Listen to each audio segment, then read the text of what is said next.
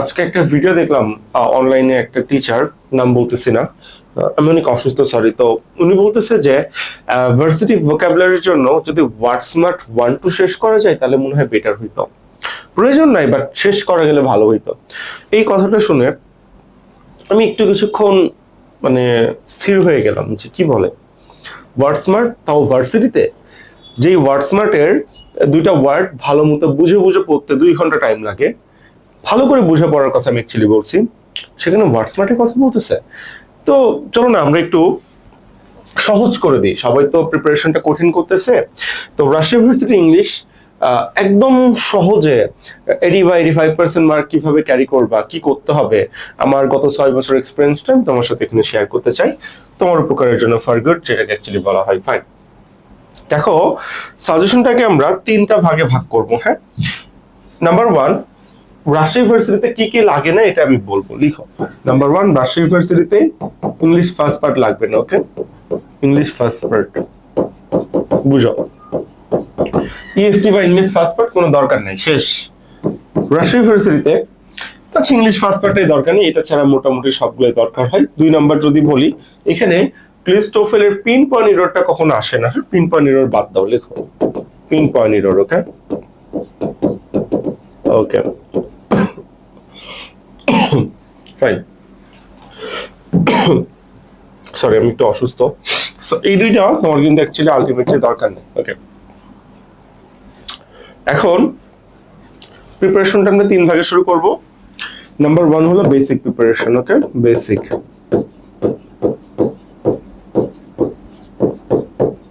Basic preparation হলো তোমার parcel speech থেকে টেন্স পর্যন্ত। কই পর্যন্ত? পার্সেল স্পিচ টু টেন্স, লিখো।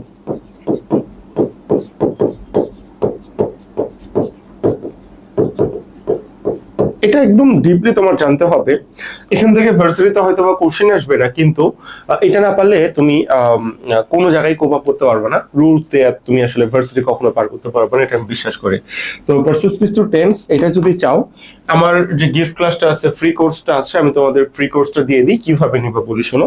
নাম্বার দেখো, 01907, আহা এটা দেখা যাচ্ছে না, লিখো 830084। সহজ নাম্বার না? ওকে, নাম্বারটা কিন্তু অনেক সহজ। তাহলে 09078300884। তোমার কাজ হবে যে তুমি এই চ্যানেলটা সাবস্ক্রাইব করে কমেন্ট বক্সে লিখবা যে ভাই আপনার ইংলিশ ফ্রি কোর্সটা চাই।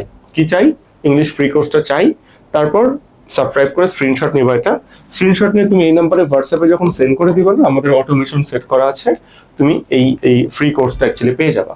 যেটা আমরা 12 বা 13 ঘন্টার গিফট ক্লাস বলি, সেটার কথা বলতেছি। তাহলে তোমার হাতে খড়ি কিভাবে হবে? আমার পেইড ব্যাচ, অ্যাকচুয়ালি পেইড ব্যাচের কোর্স তোমাদের জন্য ফ্রি করে দিছি। এই ফ্রি কোর্সের মাধ্যমে তুমি কমেন্টস করো যে আমি ক্লাসটা চাই, দেন চ্যানেলটা সাবস্ক্রাইব করে স্ক্রিনশট নিয়ে এই নাম্বারে হোয়াটসঅ্যাপে পাঠিয়ে দিলে কিন্তু তুমি আলটিমেটলি ক্লাসগুলো পেয়ে যাবা। ওকে, তো এটা যখন শেষ করে ফেলবা, তাহলে তোমার কিন্তু বেসিক প্রিপারেশন মোটামুটি শেষ। এখন বেসিক শেষ হইলো, বেসিকটা 1 নম্বর শেষ। আমরা ভাগ করতে পারি 2টা জিনিস, একটা হলো মুখস্থ আইটেম, আর একটা হলো গ্রামার আইটেম। চলো গ্রামারের কথা একটু আসি। ওকে, শোনো, আমি জাস্ট সেটাই বলবো যেটা পরীক্ষায় আসে, এবং লাস্টে কোশ্চেন ব্যাংক সলভ করতে বলবো। কোশ্চেন ব্যাংক থেকে যেগুলো তুমি ব্যাকআপ পাবা, ওইগুলো এক্সট্রা করে পড়ার কোনো প্রয়োজন নেই, সেটাকে আমি অ্যাকচুয়ালি নিষ্প্রয়োজন বলতেছি। ফাইন, তো এখানে আইডেন্টিটি অফ পার্সন স্পিচ আসবে, যেটা আমার ক্লাস থেকে কভার হয়ে যাবে। লিখো আইডেন্টিটি ভার্সেস স্পিচ, এটা বাদ দেওয়ার কোনো চান্স নাই। নাম্বার 2, তোমার যেটাকে আমরা বলি use of active passive of voice change. হ্যাঁ, ইউজ অফ, তোমার বাক্যে ড্যাশ দিয়ে বলবে এখানে অ্যাক্টিভ বসবে নাকি প্যাসিভ বসবে, সেটাকে আমরা বলি যে ইউজ অফ অ্যাক্টিভ প্যাসিভ, তাই না? লিখো use of active passive. Right, okay. Versus speech identify করলা, অ্যাক্টিভ প্যাসিভ নিয়ে কাজ করলা, ফাইন। যেটা বারবার সেটা বাদ দেওয়ার দরকার আছে। টেন্স, টেন্স তো তোমার আসবেই 4 নাম্বার। মানে এগুলো বেসিক, যেটা আমি তোমাকে ফ্রি ক্লাস দিয়ে দিচ্ছি, এটার মধ্যে এগুলো সব হয়ে যাবে। ওকে, সিম্পল কমপ্লেক্স কম্পাউন্ড, এটা আমি যা তোমাকে ক্লাস দিচ্ছি এর মধ্যে কিন্তু আলটিমেটলি হয়ে যাবে, কোনো চিন্তা করার আসলে দরকার নাই। ফাইন, 5 নাম্বার, জেরেন পার্সিপল থেকে একটা কোশ্চেন আসবে। ওকে, লিখে নেও একটু, gerund participle. 6 number, identification phrase and clause Rajshahi ইউনিভার্সিটিতে আসে না, দেখতে পারো identity phrase and clause. Phrase and clause যদি চলে আসে, কিছু করার নাই, পড়তে হবে। Okay, fine. তোমার এবার যে দুটো কোশ্চেন খুবই ইম্পর্টেন্ট, নারেশন, নারেশন থেকে একটা কোশ্চেন আসেই আসেই। ওকে, ফাইন, এই কটা হলো বেসিক আইটেম, আর লাগবে না। এখন একটু অ্যাডভান্স আইটেম নিয়ে দুই একটা কথাবার্তা বলি। 9 নাম্বার, এবার আমরা বলবো ক্লিস্টোফেলের যে কয়টা টাইপ থেকে ভার্সিটিতে হুবহু কোশ্চেন আসে সেটা নিয়ে কথা বলবো। হ্যাঁ, a number of, then the number of, right. আমি একবারে লিখি জিনিসটা আমি একবারে লিখে হলো সাবজেক্ট ভার্ব এগ্রিমেন্ট। ওকে, এটা লিখে ফেলি, সাবজেক্ট ভার্ব এগ্রিমেন্ট। ওকে, তারপর right form of verb, right form of verb, এই দুটো বাদ দেওয়ার আসলে কোনো উপায় নাই। দেন তোমার এমবেডেড কোশ্চেন খুব important, affirmative agreement, negative agreement. Okay, embedded question বা এমবেডেড কোশ্চেন যেটাকে বলে, ওকে, আসবে এখান থেকে একটা কোশ্চেন দিয়ে দিবে, বাদ দেওয়ার কোনো উপায় নাই। ফ্র্যাকশন, ভগ্নাংশ, মানে সাবজেক্ট আকারে যদি ফ্র্যাকশন থাকে তখন সেটা কি হয়, ফ্র্যাকশন থেকে কোশ্চেন আসে। ওকে, মোটামুটি যা টপিক দিছে এই কটা টপিক যদি আলাদা করে শেষ করা যায় আর তেমন কিছু লাগে না সত্যি কথা বলতে গেলে। তারপরেও যদি আমরা দিই, হ্যাঁ, রিলেটিভ প্রোনাউন একটা কনসেপ্ট নিয়ে নাও, দিয়ে দেয়, কিছু করার নাই। Relative pronoun, okay fine. এটা আমাদের গেল হলো গ্রামার আইটেম, আমি কিছু বেসিক আইটেম দিছিলাম, দেন অ্যাডভান্স আইটেম দিছি। এবার আমরা কাজ করবো হলো মেমোরাইজ আইটেম নিয়ে বা মুখস্থ আইটেম নিয়ে, ঠিক আছে? তো লিখো, মেমোরাইজ আইটেম লেখার চেষ্টা করো। দেখো, ভোক্যাব, সিনোনিম, অ্যান্টোনিম আমি তোমাকে জাস্ট একদম সহজ করে দিব। যাও তুমি তোমার বই থেকে মুখস্থ আইটেম, বুঝছো, রাজশাহী ভার্সিটির জন্য vocab, synonym, antonym, appropriate preposition, phrase and clause কিচ্ছু পড়বে না। ওকে, এগুলো কই থেকে পড়বে আমি বলতেছি, দাঁড়াও। তো মেমোরাইজিং আইটেম তুমি অ্যাকচুয়ালি এখানে কি পড়বা, gender participle, sorry gender, right, gender. Then number, singular plural যেটা আছে খুবই ইম্পর্টেন্ট, নাম্বার, হ্যাঁ, বাদ দেওয়া যাবে না। দেন তোমার স্পেলিং খুবই ইম্পর্টেন্ট। ওকে, স্পেলিংটা বাদ দেওয়ার কোনো সুযোগ নাই। ওডব্লিউএস বা আমরা বলি যে ওয়ান ওয়ার্ড সাবস্টিটিউশন, এই চারটা তুমি খুব ডিপলি যে কোনো একটা বই থেকে শেষ করে ফেলবা।